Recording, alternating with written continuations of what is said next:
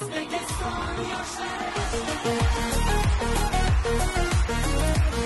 bir inson yoshligidan qaysidir kasbni egallashni rejalashtiradi. Men ham shifokor kasbini egallamoqchiman.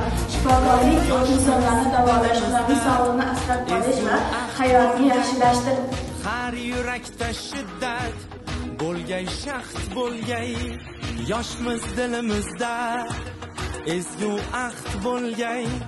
Har yurakda shiddat bo'lgay, shaxt bo'lgay, yurtboshimiz ko'rsatgan yorug' yo'lda manzilgacha yo'ldoshimiz baxt bo'lgay.